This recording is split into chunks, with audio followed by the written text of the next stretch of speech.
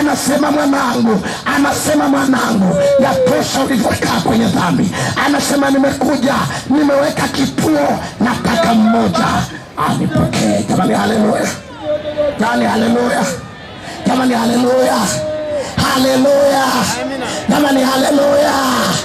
Yesu anabadilisha, Yesu anaokoa, Yesu anaweza, Yesu ni mwema. Jamani haleluya, haleluya. Mpe Yesu maisha yako, mpe Yesu maisha yako. Bwana anakubadilisha. Ninaleta neno ambalo ni msaada wa maisha.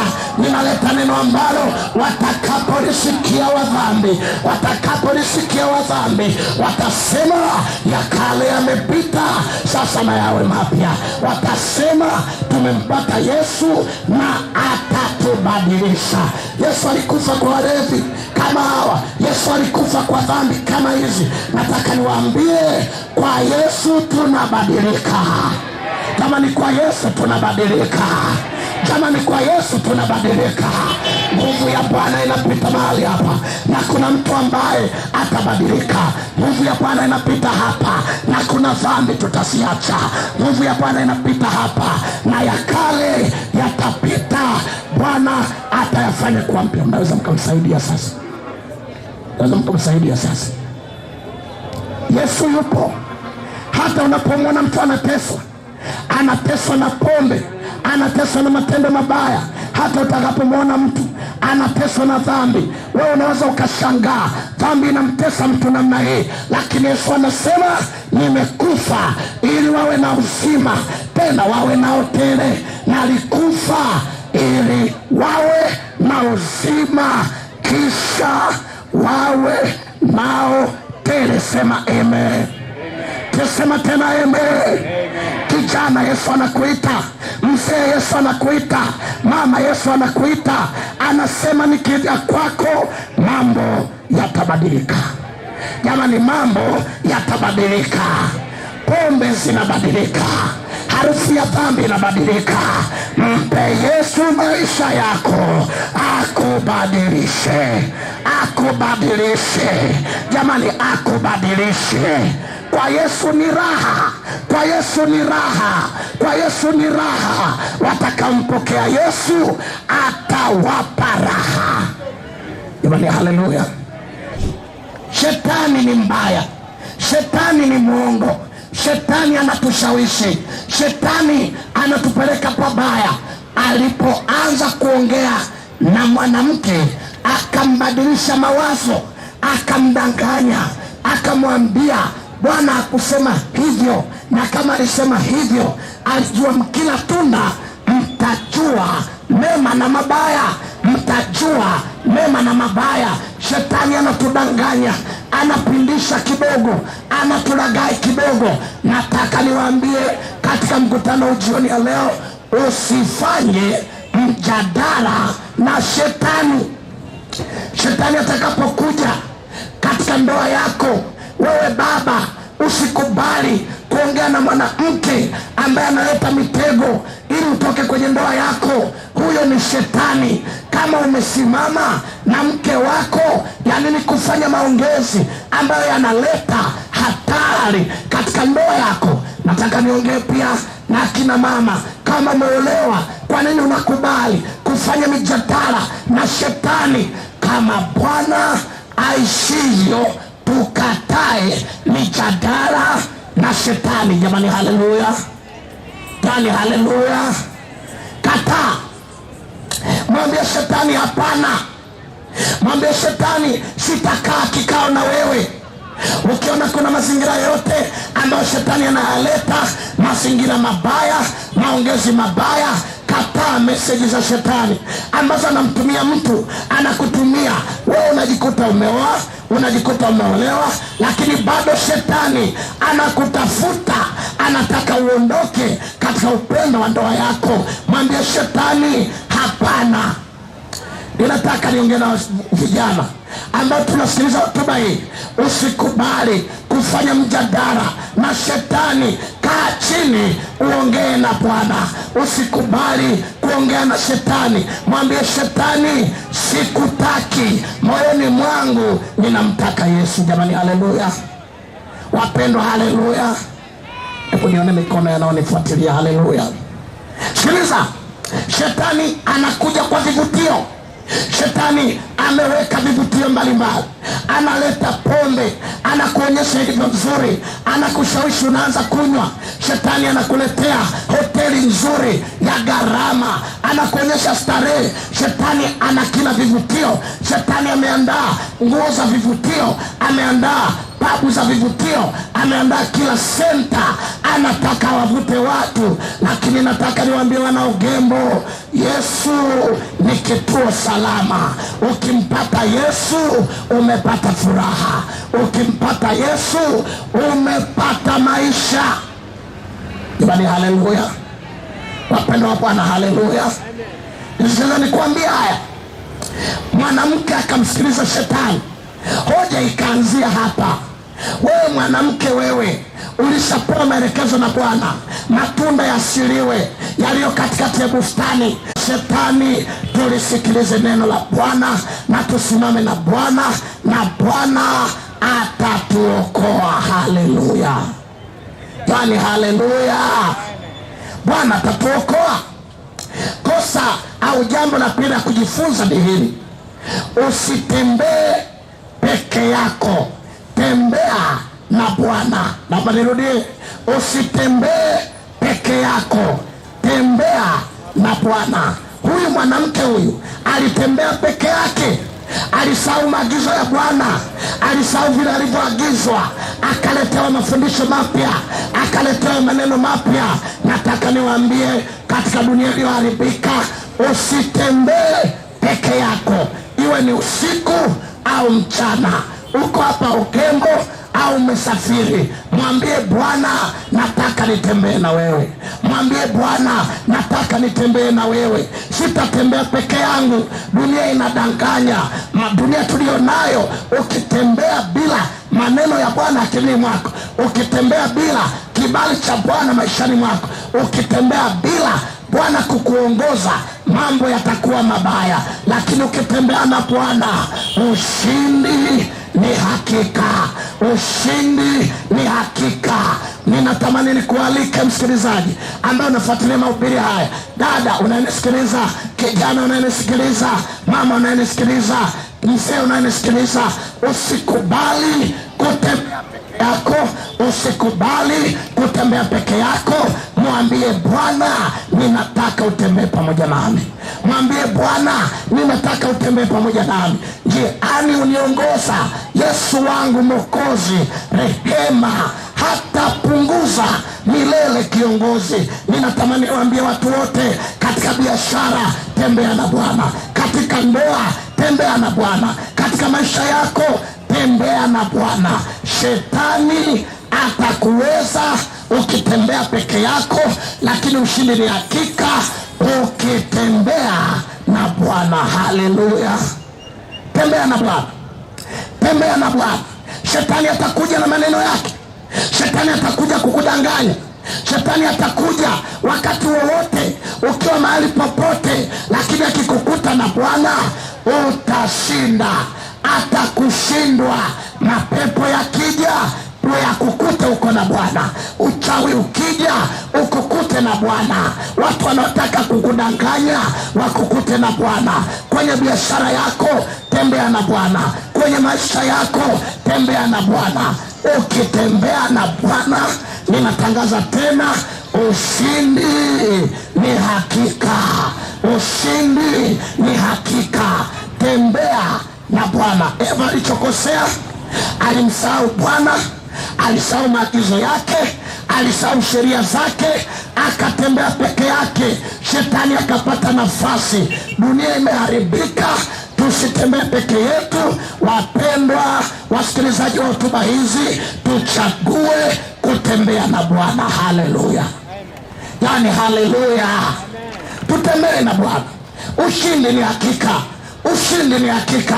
Hata kama Shetani ana ulaghai, ana nguvu nyingi. Ninayo habari njema, watakao mpa Bwana akili zao, uwezo wao, mvuto wao, maisha yao hawatapotea, bali wataupata uzima wa milele.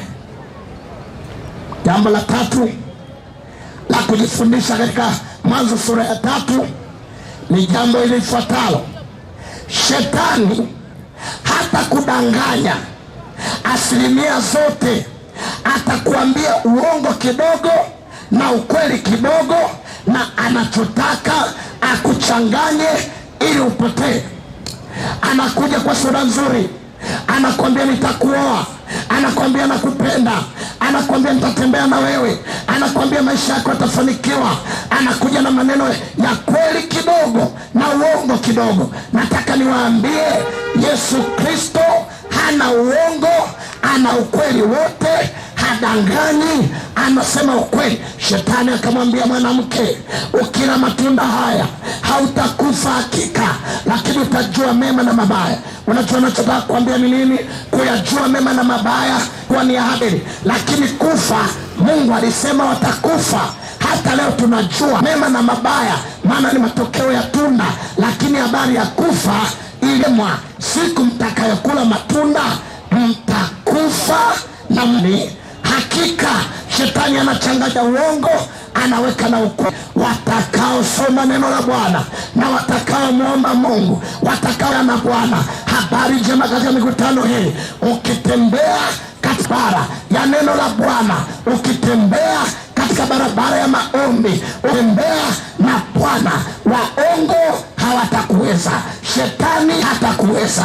Ushindi wetu unapatikana katika neno la kweli la Mungu, na katika maombi, katika neno la kweli la Mungu na katika maombi. Na watangazia watu wote tulioko hapa, tukatae maneno ya watu, tukubali neno la Mungu kama lilivyo, na tukatae maneno ya watu na tukubali kumtegemea Mungu katika sala, katika kusoma neno lake. Ulimwengu utakapotudanganya, tutatembea na Bwana. Haleluya, haleluya. Sikiliza nikwambie, jambo la 4 jambo la 5 ambalo nataka kujifunza hapa: dhambi inaambukiza. Dhambi inaambukiza. Hebu sikiliza hii.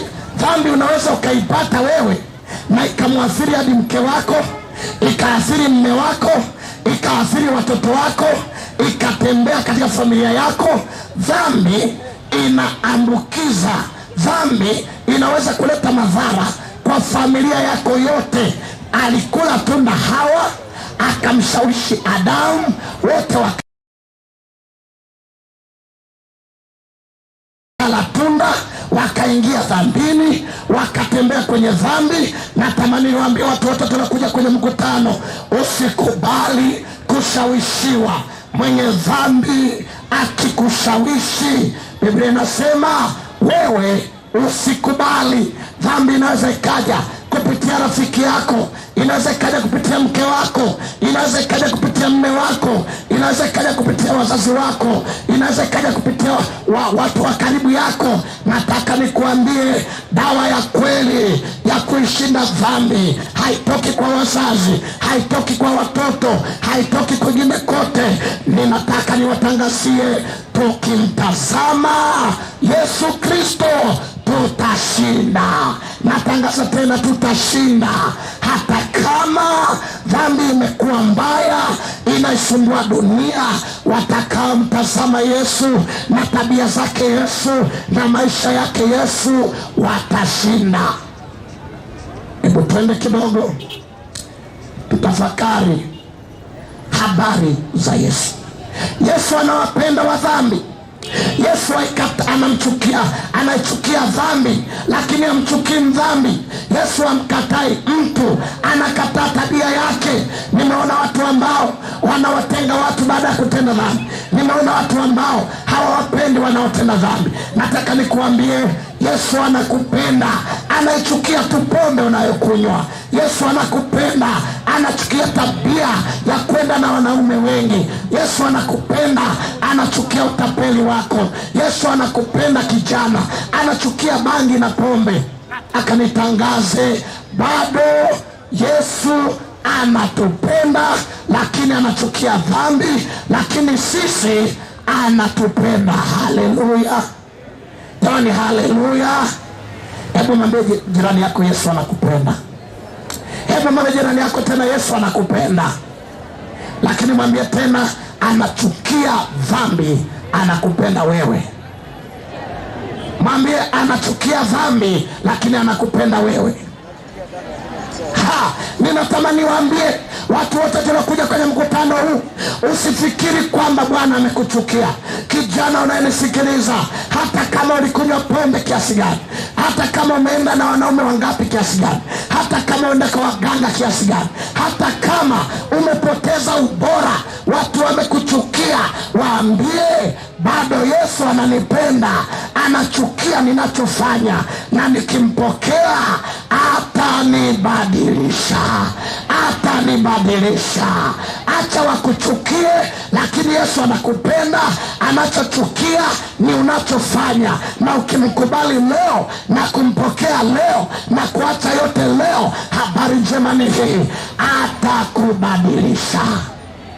Jamani, haleluya, yani haleluya, wapendwa, haleluya.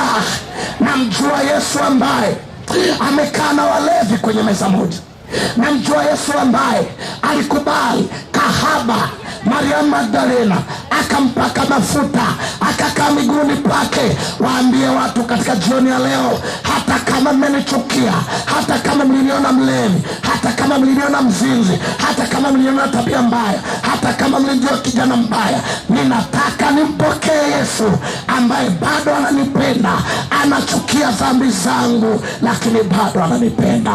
Anachukia dhambi zangu, lakini bado ananipenda. Natangaza jioni ya leo, Yesu anakupenda. Nasema tena, Yesu anakupenda. Haleluya jamani, haleluya. Yesu anatupenda. Kama unataka kuhakikisha hili, soma kitabu cha Yohana 4, Yohana sura ya 4, anza mstari wa 5. Yohana 4 mstari wa 5 inasema, basi akafika kunako mji wa Samaria, inasema uitwao Sikari. Akafika mji wa Samaria unaoitwa Sikari, karibu na lile shamba ambalo Yakobo, karibu na lile shamba ambalo Yakobo alimpa Yusufu mwanawe. Na hapo palikuwa na kisima cha Yakobo. Basi Yesu kwa sababu amechoka na safari yake, akaketi vivi hivi kisimani. Nayo ilikuwa yapata saa 6. Akaja mwanamke Msamaria kuteka maji. Yesu akamwambia, nipe maji ninywe. Kwa maana wanafunzi wake wamekwenda mjini kununua chakula. Basi yule mwanamke Msamaria akamwambia, imekuwaje wewe Myahudi kutaka maji kwangu? Unataka maji kutoka kwangu, nami ni mwanamke Msamaria. Maana Wayahudi hawachangamani na Wasamaria. Yesu akajibu akamwambia, kama ungalijua karama ya Mungu, naye ni nani akuambiaye, nipe maji ninywe, ungalimwomba yeye, naye angalikupa maji yaliyo hai. Yule mwanamke akamwambia, Bwana, una kitu cha kutekea, na kisima ni kirefu, sana. Basi umeyapata wapi hayo maji yaliyo hai? Wapi? Je, wewe mkubwa kuliko baba yetu Yakobo, aliyetupa kisima hiki, aliyetupatia hiki kisima, naye mwenyewe akanywa maji yake, na wanawe pia, na wanyama wake pia. Yesu akajibu akamwambia, kila anywaye maji haya ataona kiu tena, walakini yeyote atakaye kunywa maji yale nitakayompa mimi Yesu Kristo hataona kiu milele, hataona kiu milele. Bali yale maji nitakayompa, yale maji nitakayompa yatakuwa ndani yake chemchemi ya maji yakibubujikia uzima wa milele bure. Yesu amekuja, amekaa hapa Ugembo kwa wiki mbili. Nataka nirudie, Yesu anapita hapa Ugembo na amekaa kwa siku 14. Anakaa, anaendelea kusema, anaendelea kusema. Yesu amekaa hapa, anaita watu wa Ugembo, anawaambia watu wa Ugembo, kama mngejua mahubiri yanayofanyika hapa yanaenda kuwaletea uzima wa milele, msinge ya dharau, msinge pita kando, msinge yachukulia kawaida.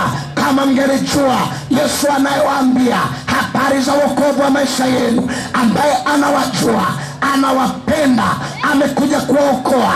Kama mngalijua, mngefanya hima, mngefanya bidii na msipotee, bali mngempokea Yesu. Ninataka niwaambie, Yesu anapita Ugembo. Ninataka niwaambie, neno lake linasikika Ugembo. Nataka niwaambie, haijalishi maisha tulio nayo, haijalishi dhambi tulizo nazo, Yesu anasema anataka tukomboe. Haleluya jamani, haleluya. Anataka tukomboe. Inawezekana umekuwa na maisha ya fulani, maisha ya kawaida, maisha ya dhambi, maisha yanayokatisha tamaa. Yesu anasema, wanangu, anasema na wanawake wa Ugembo, anasema na mabinti wa Ugembo, anasema na kina baba wa Ugembo, anasema na kila mmoja anayetembea, aliyeko ofisini, aliyeko kwenye biashara. Anasema, nipo hapa Ugembo, ninayataka maisha yako utoke kwenye pombe, utoke kwenye uzinzi, utoke kwenye maisha ya waganga. Yesu maisha yako. Nasema tena, mpe Yesu maisha yako, atakupa maji, na ukinywa maji hutaona kiu tena. Haleluya jamani, haleluya. Yesu, nipe hayo maji. Namwambia Bwana, nipe hayo maji ili dhambi ikome. Anasema, mwanangu, anasema, mwanangu, yatosha ulivyokaa kwenye dhambi. Anasema, nimekuja, nimeweka kituo, nataka mmoja anipokee. Jamani, haleluya jamani, haleluya jamani, haleluya haleluya jamani, haleluya. Yesu anabadilisha, Yesu anaokoa, Yesu anaweza, Yesu ni mwema jamani, haleluya haleluya. Mpe Yesu maisha yako, mpe Yesu maisha yako. Mwanamke huyo, hebu tusikie habari zake. Msomaji, endelea kusoma, endelea kusoma msomaji. Yesu atamuokoa, Yesu anampenda. Wewe utamdharau, lakini Yesu anasema, bado nilikufa kwa ajili yake, nilikufa kwa ajili yake. Na Yesu anasema atakuokoa, atakuokoa. Na hata wewe ambaye unanisikiliza, huenda una kitu ambacho unafanya, huenda kuna dhambi ambayo unafanya, huenda kuna maisha ambayo unafanya. Yesu anasema, ninaleta neno linalopenya katika moyo, ninaleta na kubadilisha, ninaleta neno ambalo ni msaada wa maisha, ninaleta neno ambalo watakapolisikia wadhambi, watakapolisikia wadhambi watasema, ya kale yamepita, sasa na yawe mapya. Watasema, tumempata Yesu na atatubadilisha. Yesu alikufa kwa walevi kama hawa, Yesu alikufa kwa dhambi kama hizi. Nataka niwaambie, kwa Yesu tunabadilika jamani, kwa Yesu tunabadilika jamani, kwa Yesu tunabadilika. Nguvu ya Bwana inapita mahali hapa, na kuna mtu ambaye atabadilika. Nguvu ya Bwana inapita hapa, na kuna dhambi tutasiacha. Nguvu ya Bwana inapita hapa, na ya kale yatapita, Bwana atayafanya kuwa mpya. Mnaweza mkamsaidia sasa, mnaweza mkamsaidia sasa. Yesu yupo.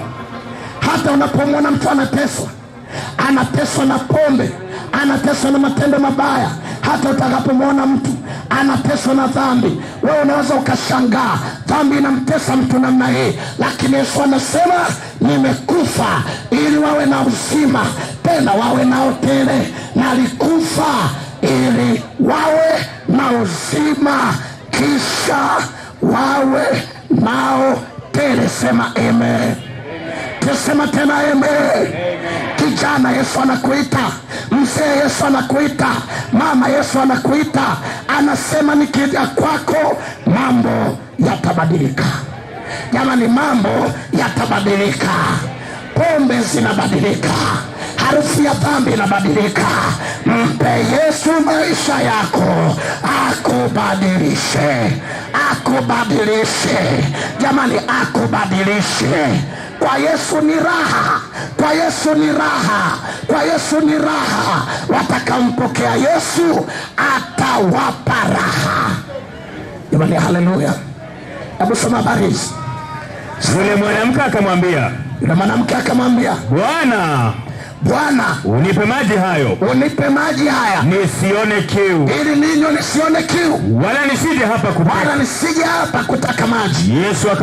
Yesu akamwambia, nenda kamwite mmeo. Akamwambia, nenda kamwite mmeo, uje naye hapa. Akamwambia, mlete mmeo wako hapa. Yule mwanamke akajibu akasema, sina mme, sina mwanaume. Yesu akamwambia, umesema vyema, sina mme, sina mume. Kwa maana umekuwa na wanaume watano, naye uliye naye sasa siye mme wako.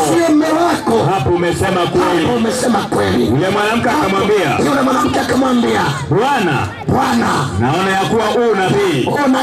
unabii. Baba zetu waliabudu katika mlima huu, nanyi usema ya kwamba huko Yerusalemu ni mahali panapofaa kuabudia. Yesu akamwambia, mama, unisadiki.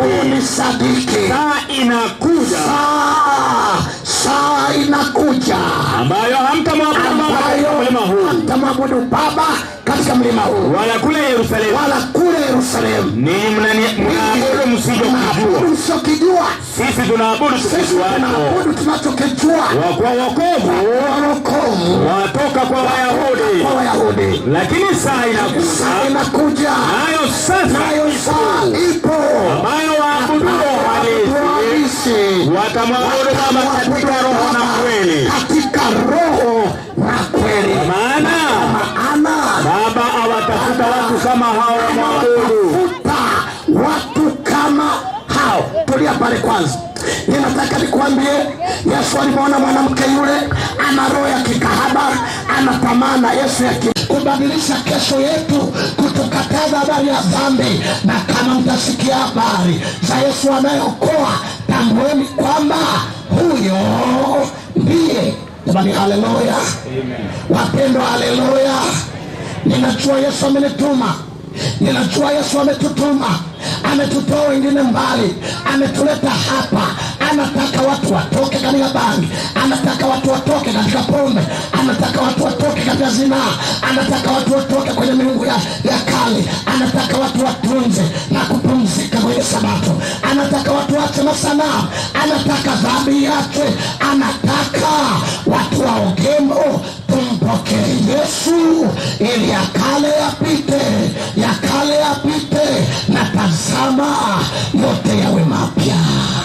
Jamani, yote yawe mapya. Jamani, yote yawe mapya. Ukimpata Yesu ya kale yanapita, tazama yote yanakuwa mapya. Hebu soma sasa habari za mwanamke huyo.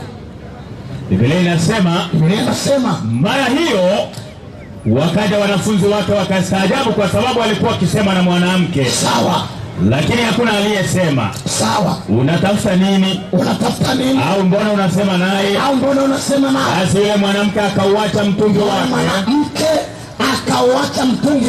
akaenda zake mjini, akawaambia watu, Njoni, mtazame mtu aliyeniambia mambo niliyoyatenda. Je, haimkini huyu kuwa Kristo? Basi wakatoka mjini wakamwendea. Huko nyuma wanafunzi wakamsihi wakisema, Rabi, ule chakula. Akawaambia, mimi ninacho chakula msichokijua ninyi. Basi wanafunzi wake wakasemezana, je, mtu ananiletea chakula? Yesu akawaambia, chakula changu ndicho hichi, niyatende mapenzi yake aliyenipeleka, kaimalize kazi yake. Hamsemi ninyi bado miezi 4, ndipo yaja mavuno. Tazama, mimi nawaambieni watu wa Ugemo, yaani macho yenu myatazame mashamba, ya kuwa yamekwisha kuwa meupe, tayari kwa mavuno. Naye avunaye hupokea mshahara, na kukusanya matunda kwa uzima wa milele, ili yeye apandaye na yeye avunaye wapate kufurahi pamoja. Sikiliza, mtu wa Mungu wa Ugemo, mwanamke aliyekuwa anaiba wanaume za watu, aliyekuwa mbaya, Yesu alimpenda, akafanya maongezi naye, akamsaidia, akajua ya kwamba yeye ndio Yesu aliyekuja kumkomboa. Mwanamke akaweka mtungi chini, akatembea tena, akaenda mpaka huko kwa mji mkubwa, akawaambia, njoni msikilize habari za Yesu Kristo aliyeniambia habari ya siri zangu. Nataka nikuambie, alikuwa kahaba anayetembea peke yake, watu wamemtenga, hawataki kutembea naye. Mwanamke mbaya aliyetenda dhambi alipokutana na Yesu, haleluya, mambo yakabadilika, tabia ikabadilika, kutoka mzizi hadi mwinjilisti wa neno la Bwana, kutoka kahaba hadi anayesema habari za Yesu anayeokoa. Habari njema ni watu wa Ugemo, Yesu amekuja, anataka badilisha vijana wote, kutoka kwenye pombe, kutoka kwenye bangi, kutoka kwenye maisha ya shisha, kutoka kwenye maisha mabaya. Anasema, ukinipokea utabadilika. Jamani, utabadilika. Wapendwa, tutabadilishwa. Jamani, tutabadilishwa. Mwanamke akabadilishwa, hata wewe utabadilishwa. Nimesema tena, narudia, Bwana anampenda mdhambi, ila anachokichukia ni dhambi anayofanya. Narudia, Bwana anakupenda wewe, anachotaka kiondoke maishani mwako ni tabia mbaya, lakini habari ya wewe anakupenda. Hebu mwambie tena jirani yako, Yesu anakupenda. Hebu mwambie tena, Yesu anakupenda. Ninamjua Yesu, yeye anayetukomboa, yeye anayetutetea. Fungu letu lingine katika siku ya leo ni fungu lilozoeleka sana, Yohana sura yake ya 3 mstari wa 16 na 17. Msomaji wetu kanyaga twende. Kwa maana jinsi hii Mungu aliupenda ulimwengu, kwa maana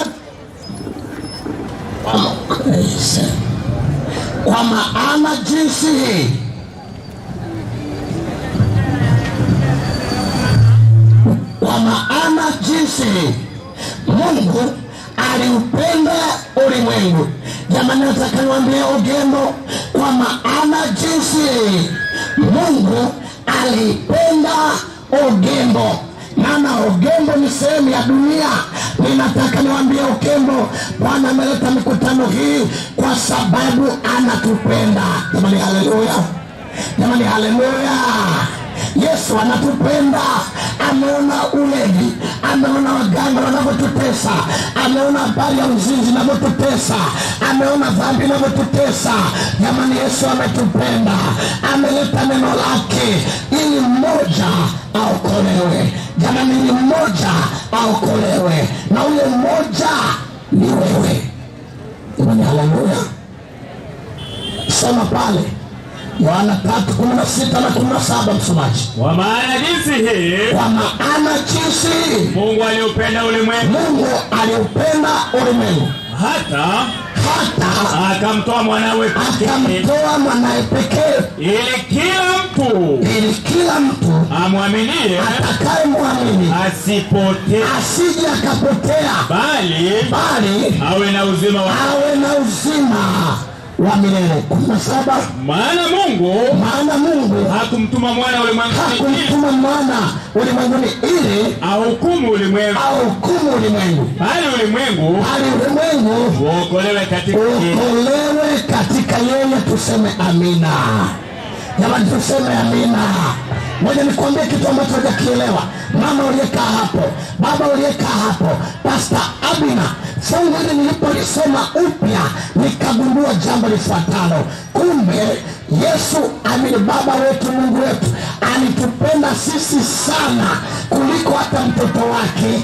Akakubali mtoto wake afe ili mlevi aokolewe, ili mwasherati aokolewe, ili mwende kwa waganga aokolewe, ili aliyechoka katika magonjwa aokolewe, ili aliyechoka kuteswa aokolewe. Yaani Yesu alitupenda sisi kuliko mtoto wake. Akaona ni bora mtoto wake afe lakini sisi tuokolewe. Nina habari njema chama katika jioni ya leo. Unapendwa. Yesu alikufa kwa sababu ya upendo wa baba yake kwa ajili yetu. Jamani, haleluya. Jamani, haleluya. Jamani, haleluya. Yaani sema Pastor Abina, Yesu afe ili mtu aokolewe. Kwa hiyo uhai wa Yesu ukamtoka ili mimi niokolewe, ili mtu fulani aokolewe, ili dhambi ikome. Kama Yesu alikufa ili tuokolewe kwa kupigwa kwake, Ogembo imepona. Jamani, Ogembo imepona. Jamani, watu wote tunaokolewa. Yesu amekuja kutukomboa. Unajua, katika siku ya leo inatamani niseme habari za fungu la pekee sana, Waebrania 11:24 na 25. Tunakwenda kufanya wito wa maombi jioni ya leo.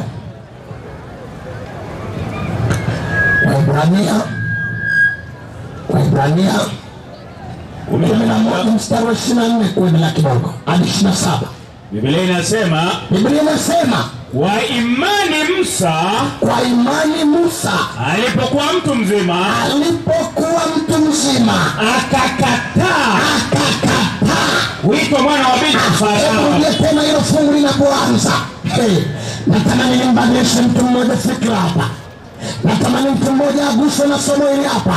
Hebu soma tena fungu la 24 tena. Biblia inasema kwa imani Musa alipokuwa mtu mzima akakataa. Rudia neno akakataa. Kuitwa mwana wa binti Farao. Nataka niongee na mtu mmoja hapa. Nataka niongee na mtu anayenisikiliza. Ukiwa mtu mzima katika imani, kuna mambo utaweza kuyakataa. Nirudie. Ukishapokea uwezo wa Kristo na ukafanywa mtu mzima katika imani, lazima kuna mambo utayakataa. Jamani, Bwana asifiwe sana. Utasema ni mtoto wa Bwana na nimekuwa mtu mzima na nampokea Yesu. Sasa kwa utu mzima wa imani, nakataa pombe, nakataa sigara, nakataa shisha, nakataa wanawake wengi, nakataa waganga, nakataa kumpiga mke wangu, nakataa umaskini, nakataa maisha mabaya, nakataa mateso. Nataka niwaambie watu wa Ugembo, Yesu amekuja katika utu uzima wetu wa kimwili atufanye kuwa watu wazima kiroho, na ndipo tupokee nguvu yake ya uwezo wa kukataa dhambi, ya kukataa maisha ya shida, ya kukataa maisha magumu. Mpokee Yesu akupe uwezo wa kukataa. Jamani, haleluya. Jamani, haleluya. Wapendwa, haleluya. Mwambie Yesu, ninaomba nikupokee, na nikisha kupokea unipe uwezo wa kukataa pombe. Ninaipenda, lakini kwa neno lako na nguvu zako nikatae. Maisha ya dhambi yamenichosha, lakini nashindwa kuyaacha. Yesu, nakupokea ili nikatae dhambi. Endelea kusoma pale, endelea kusoma fungu la 25. Akaona ni afadhali, Musa akaona ni afadhali kupata mateso pamoja na watu wa Mungu, apate mateso pamoja na watu wa Mungu, kuliko kujifurahisha katika dhambi kwa kitambo, akihesabu ya kuwa kushutumiwa kwa Kristo ni utajiri mkubwa kuliko hazina za Misri, kwa kuwa aliyatazamia hayo. Jamani, Bwana asifiwe sana. Nataka nikuambie, Musa akakataa. Unajua, Misri kulikuwa na pombe, Misri kulikuwa na uasherati, Misri kulikuwa na maisha ya luxury, maisha ya dunia. Vijana wanakula ujana, wanaona bangi ni ujana, wanaona pombe ni ujana, wanaona maisha yao ni ya raha. Wamemkataa Yesu, wanachagua shida, wanachagua uasherati, wanachagua maisha mabaya. Nataka nikuambie, hayo Musa aliyakataa. Alipompokea Yesu aliyakataa, akasema, Yesu ninamjua, amekufa hatimaye baadaye kwa ajili ya wanadamu wote. Musa akasema, ninaacha kiti cha kifalme na ninaenda kuokomboa Israeli. Yesu akasema, ninaacha mbingu, naenda kufa kwa ajili ya mwanadamu. Nataka niwatangazie ugembo, Yesu amekufa kwa ajili yako, na kwa kupigwa kwake hata wewe unapona. Jamani, hata wewe unapona. Jamani, hata wewe unapona. Unajua, siku moja nilikuwa pale South Africa nikifanya mahubiri, na nilikuwa nimeitwa kwenye moja ya soda house. Alinichukua tena Mkenya mmoja Mkisi, akanibeba mpaka kwenye soda house. Nikakutana na watu ambao wameathiriwa na madawa ya kulevya, na nilipokuwa pale South Africa nikiongea na vijana, zaidi ya vijana 300 wamefungwa kwenye jengo. Wengine wamekuwa addicted na pombe, wengine wamekuwa wakivuta bangi, wengine wamekuwa wakitumia cocaine, heroin, wanatumia madawa mabaya ya kulevya. Wamekamatwa na wamewekwa kwenye kituo kimoja. Unajua, nilipokuwa naongea habari za Yesu, ya kwamba Yesu alimbadilisha mwanamke kahaba akawa mwinjilisti, habari niliyokuwa nikisema kwa watu ambao wamevuta, wanatumia madawa ya kulevya.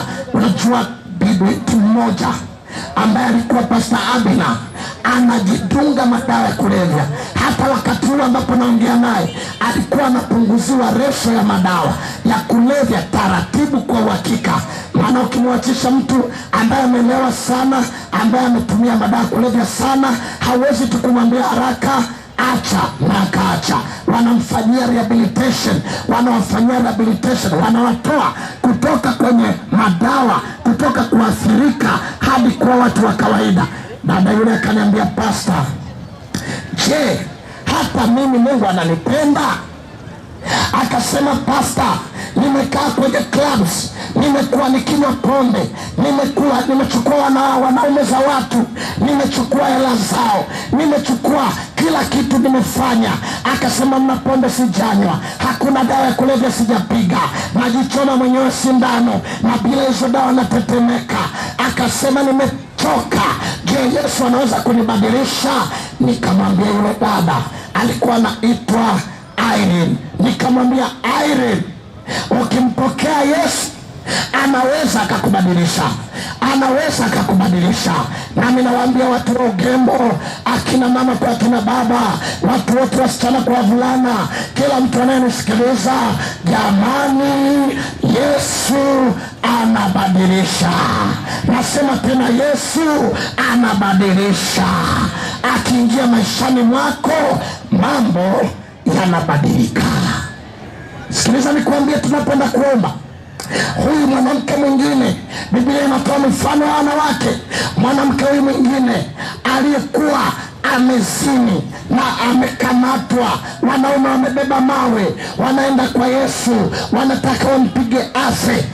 Nikwambie tena, wanadamu wakikukuta kwenye dhambi wanakuwazia kifo, lakini Yesu akikukuta kwenye dhambi anawaza kwamba unaweza ukaishi katika uzima tena.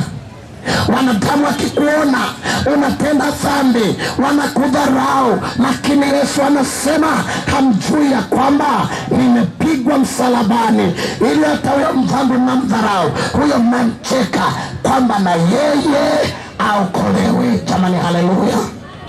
Akaletwa na mawe, akawa anataka kupigwa mawe. Nina habari njema, huenda umekuwa mtu ambaye hata na polisi wanakutafuta, hata watu kijiji hapo mtaani wanakuogopa, hawataki kukuona kwa street, wameona wewe ni mbaya, wanajua unaiba waume zao, wanajua unachukua mwanamke wao, wanajua wewe ni mlevi, wanajua umeathiriwa na madawa ya kulevya.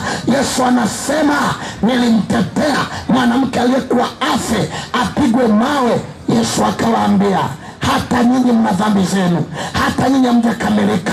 Akaandika dhambi zao chini, akaandika dhambi zao chini, akawaambia kama kuna ambaye hajatenda dhambi ampige mwanamke huyu. Nataka niseme kila mmoja ana dhambi yake, kila mmoja ana kasoro yake. Alichofanya Yesu kwa mwanamke huyu, akamwambia mama, umesamehewa dhambi, umesamehewa dhambi. Akamwambia mwanamke huyu, lakini nakuachia assignment moja, usitende dhambi. Namna gani wapendwa? Yaani usitende dhambi namna gani? Tena nina habari njema katika mkutano huu. Haijalishi kwamba ulikaa kwenye dhambi muda gani, haijalishi watu walikudharau kiasi gani, mpokee Yesu sasa, na ukishampokea usitende dhambi tena. Jamani, haleluya! Jamani, haleluya! Wangapi wamesema Yesu, tunaona kama ulikufa kwa ajili yetu? Wangapi wanasema Yesu? Wakati Mr. Mackenzie namwalika yule dada atuimbie wimbo katika wenye dhambi, wimbo nambari 121, katika wenye dhambi mimi ndimi mkuu wao, ila Yesu akafa, ila Yesu akafa, na kwa dhambi alikufa. Wakati atakapokuwa na imba baadaye kidogo, hapa kidogo ninaenda kumkaribisha Pastor Abina, atafanya wito siku ya leo akituleta hapa karibu, na tukimaliza kwa kuomba. Ninajua kuna wengine wamekudharau, ninajua kuna wengine wamekata tamaa, wanasema sisi Yesu hatupendi, wanasema hata mimi sijui kama naweza nikabatizwa, hata mimi sijui kama naweza nikampokea Yesu, wanasema sijui kama na mimi naweza kusamehewa, nimeua watu, nimetoa mimba za kutosha, nimekunywa pombe nyingi. Nina habari njema, Yesu anakuhitaji, Yesu anakupenda. Anasema hakufa kwa ambao sio wa dhambi, alikufa kwa ajili ya wadhambi, na anasema mkinipokea nitawapa maisha mapya. Jamani, haleluya! Hata wakati wanaimba wimbo nambari 121, na ndipo namkaribisha mtumishi wa Mungu atulete pamoja jioni ya leo, ili ndiposa hatimaye tutaomba, ndiposa hatimaye tutakiri mbele za Bwana kwamba tumebadilika. Karibuni kwa imbaji. Bono na aye nyori bageliga lindi lio batizo. Lakini kwa ufupi sana, hebu nione wale ambao watapata ubatizo na wanasema kwamba ingependa pastor, mtumishi wa Mungu Pastor Fadhili aweze kuniombea ili na mimi Mungu akinichalia, jamani, nikifika siku hiyo uweze kupata ubatizo wa maji mengi. Mkono wako juu. Wewe na boko na mbasi bia mono ujo tunaende wewe tenga maana na nje na wangi wewe tembe kwa sabatizo. Thank you so much mwana, na basi inua mkono wako juu tu namna hiyo tu mwana ago sabere linde akala ago sabere obe kwanya naye asabatizo yeye sabato watembeza hapa. Kuna mwingine songeni hapa karibu tafadhali sukagote na ndena hapa taweti ya Bakristo ko kwa lilo muntu ga kitoko mogo cha nera ga kiko nombo mogo cha no mwana. Ikiwa unahitaji ubatizo, endelea kuja, endelea kutembea na Yesu anakuita. Mungu akubariki sana dada. Kujeni. Mungu akubariki sana kijana. Kujeni. Mungu akubariki sana Je, kuna mwingine tena? Mungu akubariki sana. Bila kuja upande huu, endelea kujipanga pale. Mungu awabariki sana elders. Mungu akubariki sana elder. Wewe unasema na mimi nataka kubatizwa, endelea kuja hapa. Njoo kwa Yesu. Dada njoo, kaka njoo, kijana njoo. Tembea uje kwa Yesu. Thank you so much. Wala ambao wanahitaji kubatizwa. Tutabatiza watu wengi sana. Yesu anasema anatubadilisha. Watu zaidi ya 500 watabatizwa. Wengi wanaendelea kusema kwamba pastor, tuko hapa na tutabatizwa. Hata vijana wetu wa bodaboda walisema pastor, hata kama hatutafika hapo tutabatizwa. Wamejitolea kwamba watabatizwa ili waweze kufanyia Mungu kazi. Amen. Takuna urode na urona inde. Utaranyo wale batizo. Bande na watu kanisa ime bado. Lakini abantu bako musiko babatizo utanya ko batizo. Inki wangerete Nyasaye, inki ko kabwate. Utakoleta no ani lino gito sana. Nje no ande ga igo utakoleta sina ngagwe chinton kyumule. Kibona inki keke ko sibete. Inki ge utange to utako batizo. Bana bana ko ngwata bose berwe omana na ko wai.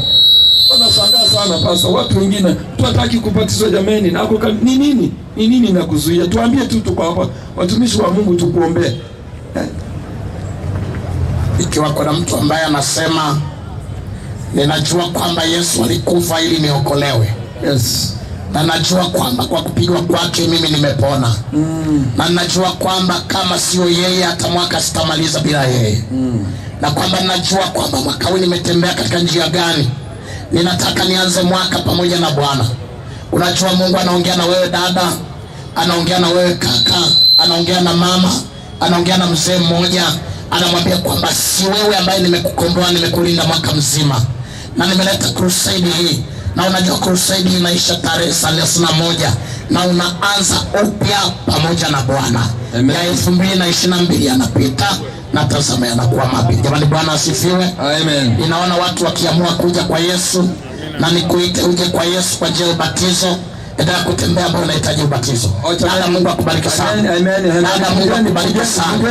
Yule ambaye anasema nataka ubatizo, anasema nataka ubatizo. Tembea sasa, tembea sasa. Yesu anasema anza mwaka pamoja na mimi. Anza mwaka pamoja na mimi. Tako mwaka na Nyasaye. Tembea uje. Dada, ni Yesu anakuita. Anasema suluhisho maisha gani? Anasema njoo. Njoo sasa. Anasema njoo sasa. Alikutunza mwaka mzima ili uokolewe. Yesu anasema nakupenda mwanangu. Yesu anasema nilikufa ili uokolewe. Yesu anasema nilikufa ili uokolewe. Dada, sasa si uje. Njoo rafiki yangu. Njoo rafiki yangu. Mama, Mungu anakuita. Dada, Mungu anakuita. Yesu anakuita. Yesu anakuita. Tembea sasa na uje. Tembea sasa na uje. Yesu anakuita. Yesu anakuita. Yesu anakuita. Yesu anakuita. Wala msishangae, bali ni wokovu unaokuita. Je, kuna mtu ambaye anasema pastor? Na kijana ambaye anasema pastor? Anasema pastor, acha nibatizwe na watu washangae. Acha nibatizwe na mimi nimpokee Yesu. Kijana ambaye unasema, mama ambaye unasema, jamani tubasikia. Mungu akubariki sana. Mungu akubariki sana. Baba njoo. Mama njoo. Kijana njoo. Yesu anakuita kwa upendo mwingi. Anasema haijalishi kwamba umekaa kwenye dhambi kwa gani. Haijalishi kwamba umekaa huko. Anasema njoo ninakupokea. Anasema njoo ninakupenda. Anasema njoo nimekukomboa. Anasema njoo nilikufa uokolewe. Inawezekana ulirudi nyuma kwenye ushirika. Inawezekana hujawahi kupata ubatizo wa maji mengi. Inawezekana umekaa kwa muda mrefu. Yesu anasema sasa njoo. Amen. Hebu msindikize jirani yako. Tembea na dada fulani. Tembea na kaka fulani. Mwambie twende kwa Yesu. Mwambie baba twende kwa Yesu. Mwambie twende kwa Yesu. Unajua mwaka mzima umepita. Ubarikiwe sana kijana. Amen. Na bidi na wewe kufanya maozi. Ubarikiwe sana. Tembea.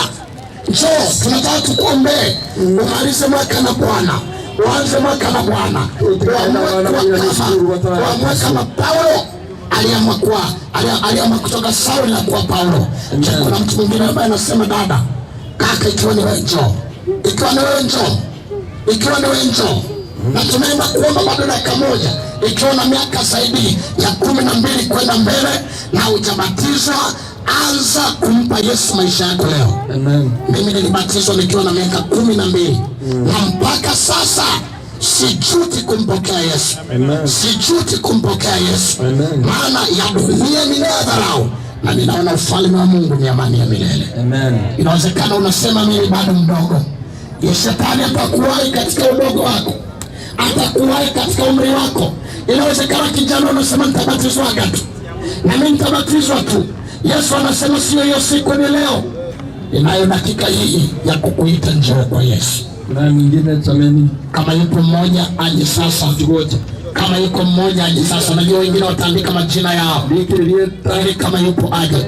Awesimi tuele ligochai. Pande mbele watatale mtu waiga. Andika jina lako, eka namba yako ya simu uweze kutupatia hapa. Kama kuna mtu kubatizwa, endelea kutembea, njoo. Endelea kutembea, tuna dakika hii moja tu ya wokovu. Baada ya hapo naomba tuimbe wimbo nimekombolewa na Yesu, tunapoenda kwenye maombi maalum jioni ya leo. Tunapoendelea kuimba, ningependa Hilda aweze kupita hapo miongoni mwenu. Kama kuna yeyote aweze kumpa jina lake na namba yake ya simu. Tutakutafuta, tutaongea pamoja na wewe, tutakutayarisha kwa sababu ya ubatizo wako. Elda mmoja apite sasa katikati ya watu, mwingine anapoandika hapa elders, mwingine andike majina ya watu.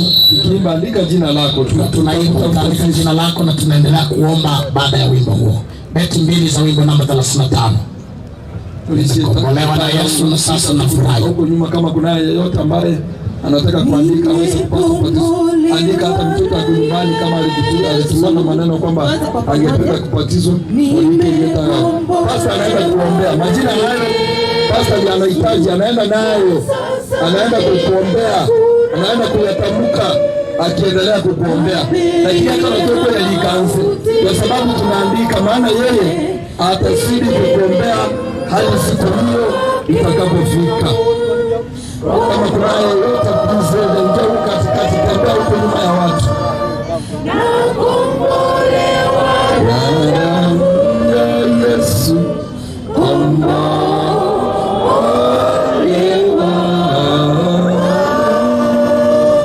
Mimi mwana wake kweli, kukombolewa na furahi, kupita lugha kutamka, ulionyesha pendo lake, mimi ni mtoto wake. Kombolewa na kombolewa. Thank you so much for coming. Thank you so much. Mago endelea kuja jamani, hicho karagocha naye unaona tisho ya roho.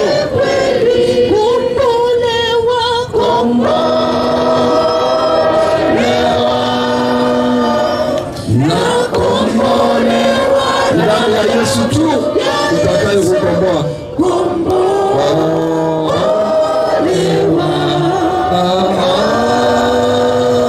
Mimi mwana wake kweli, kombolewa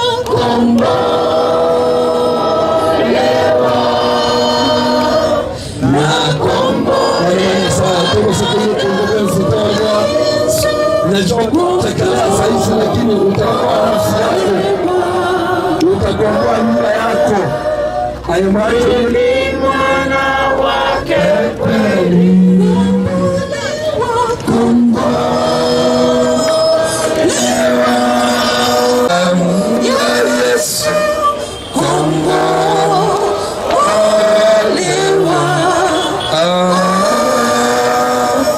Mimi mwana wake kweli. Najua wengine wanaandika majina yao kwa elders. Inawezekana wengine wako wameshikilia bodaboda zao na wasingeweza kuja. Inawezekana wengine wako kwenye maduka yao. Inawezekana kuna mmoja ambaye anatafakari, anasema leo sijavaa mkao wa kupita mbele za watu, lakini natamani na mimi nibatizwe. Baada ya maombi haya njoo uandikwe na utabatizwa. Jamani, Bwana asifiwe sana. Jamani, Bwana asifiwe sana. Leo tumeona kwa mapana makubwa kwamba Mungu anampenda mdhambi, lakini anaichukia nini wapendwa? Jamani, Mungu anaichukia dhambi, lakini anampenda nani? Anakupenda hata wewe. Jamani, haleluya. Jamani, haleluya. Na ndio maana leo utaona Mungu alivyo na uwezo wake. Rafiki yetu mmoja ameitwa na Bwana kwa njia ya tofauti, na hata leo nitamuombea Bwana ampe badiliko la tofauti. Amen. Na leo mimi nitawaombea watu wote ambao wanahisi wamekaa kwenye dhambi, Bwana awaite kwa namna ya tofauti. Lakini inawezekana tu ulikuwa hujawahi kubatizwa, ulikuwa hujawahi kumpokea Yesu kama Bwana na Mwokozi wa maisha yako, umekaa maisha yote. Unajua Biblia inasema aaminie na kubatizwa atafanya nini? Ataokolewa. Kwa hiyo kama unakataa tiketi ya uzima wa milele ya maji mengi ya kubatizwa, umekataa uzima wa milele. Tumefundisha habari ya ubatizo na unasema unaendelea kutafakari, baada ya ombi hili Mungu akupokee. Fanya maamuzi uokolewe sasa. Hebu tuombe sasa. Tuamini na tuombe. Ikiwa kuna mtu bado anaumwa, maana nina shuhuda nyingi za watu ambao hata asubuhi ya leo wamepona. Ikiwa na wewe bado umekuja leo na ugonjwa wako, utaje katika maombi sasa na unapona. Ikiwa kuna mtu ambaye amekuja hapa anaumwa, ikiwa kuna mtu ambaye amekuja hapa amechoka katika ugonjwa, ikiwa kuna mtu anaombea mtoto wake anasema Bwana hata kwenye crusade hii na yeye abatizwe, ikiwa kuna mtu ambaye anasema Bwana hata mimi nataka nibatizwe, nataka nibatizwe, endelea kuombea maisha yako.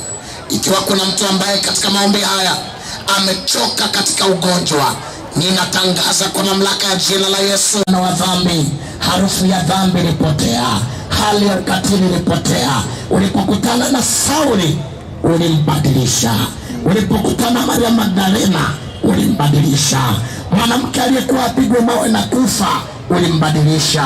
Kila aliyekutana na wewe alibadilika. Sasa Bwana, ninaomba ikiwa kuna mtu ambaye anataja, ameshikilia moyo wake, anataja ugonjwa wake, anasema naye anataka kupona, anasema naye anataka kupona, kama ambavyo umetuponya tangu mwanzo wa mikutano hii, ninatangaza sasa na wewe pia unapona. Bwana, mtu huyo mponye kwa jina la Yesu. Baba, huyo naye apone kwa jina la Yesu. Baba, apone kwa jina la Yesu. Mgonjwa yote aliyekuja hapa apone kwa jina la Yesu. Apone kwa jina la Yesu. Unapona kwa jina la Yesu. Unapona kwa jina la Yesu. Na upone sasa. Na upone sasa. Kisukari kiondoke, presha iondoke, nina miguu ipone, vichwa vipone, uvimbe yeyuka, uvimbe yeyuka, kwa jina la Yesu yeyuka, kwa jina la Yesu uvimbe toka, toka, kwa jina la Yesu upone. Bwana, asante unatuponya. Ponya watoto wetu, ponya wazazi wetu, hata walio katika dhambi. Yesu waokoe, Yesu waokoe. Pombe zikome, bangi zikome, dhambi ikome, uasherati ukome, kwa jina la Yesu. Bwana, utukomboe ugembo, uchawi ukome, na kama kuna mchawi yuko mahali hapa anasikia, shindwa kwa jina la Yesu, shindwa kwa jina la Yesu, toka kwa jina la Yesu, toka kwa jina la Yesu. Na kama kuna nguvu ya giza iko hapa, tetemeka kwa jina la Yesu, tetemeka kwa jina la Yesu, tetemeka kwa jina la Yesu. Yesu anapita hapa, hakuna nguvu hapa ya uchawi. Yesu anatushindia, Baba anatushindia. Asante Yesu, asante Yesu, asante Yesu. Sasa Bwana, wale ambao wamejitoa kubatizwa waandike, waandike katika vitabu vya uzima. Ulisema atakayenikiri mbele za watu nitamkiri mbele za Baba yangu. Baba, ukatukiri, ukawakiri wanaojitoa kubatizwa mbele ya Baba yako, na waandikwe katika vitabu vya uzima, waokolewe katika dhambi, waokolewe katika magonjwa, waandikwe katika vitabu vya uzima.